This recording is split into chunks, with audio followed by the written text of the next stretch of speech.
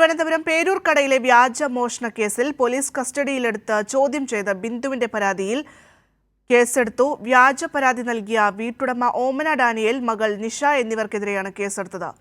സാരംഗുണ്ട് വാർത്തയുടെ വിശദാംശങ്ങൾ നൽകുന്നതിനായി. സാരംഗ, ഈ വിഷയത്തിൽ നേരത്തെ തന്നെ ഈ പോലീസുകാർക്കെതിരെയൊക്കെ നടപടി സ്വീകരിക്കുന്ന ഒരു സാഹചര്യമുണ്ടായിരുന്നു. ഇപ്പോൾ വ്യാജ പരാതി നൽകിയ വീട്ടുടമയ്ക്കെതിരെയും ബിന്ദു പരാതി നൽകിയിരുന്നു. അവർക്കെതിരെ കേസെടുക്കുന്ന നിലയിലേക്ക് കാര്യങ്ങൾ പോവുകയാണ്. വിവരങ്ങൾ.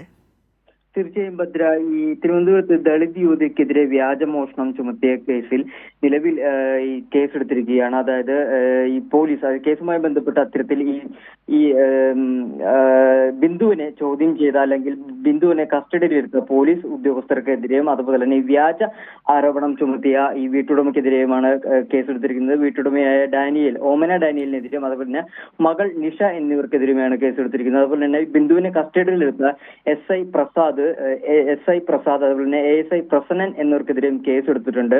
വ്യാജ പരാതി നൽകിയതിന് കേസെടുക്കാൻ SC/ST കമ്മീഷൻ ഇതിനു മുന്നേ തന്നെ ഉത്തരവ് നൽകിയിരുന്നു.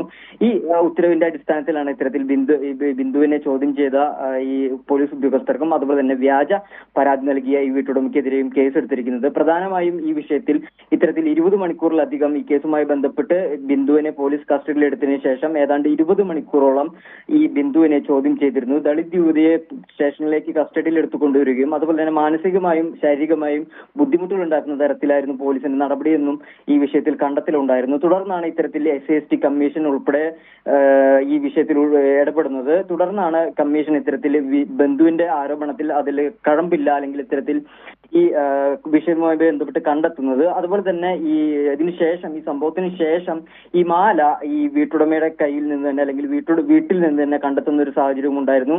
തുടർന്നാണ് ബിന്ദു പരാതി നൽകുന്നത്. ദളിത് യുവതി ബിന്ദു പരാതി നൽകുന്ന SC/ST കമ്മീഷന്റെ ഉത്തരവ് പ്രകാരം ഇത്തരത്തിൽ ഈ പോലീസിലെ, അതായത് പേരൂർക്കട പോലീസിലെ ഉദ്യോഗസ്ഥർക്കെതിരെ ASI പ്രസാദ് അതുപോലെ തന്നെ SI എന്നിവർക്കെതിരെയും ഉൾപ്പെടെ കേസ് നൽകുന്നത്. വിഷയവുമായി ബന്ധപ്പെട്ട് എന്തായാലും കേസ് നിലവിൽ പോലീസ് എടുത്തിട്ടുണ്ടെന്നാണ് വ്യക്തമാകുന്നത്. ഭദ്ര. ശരി സാരംഗ്.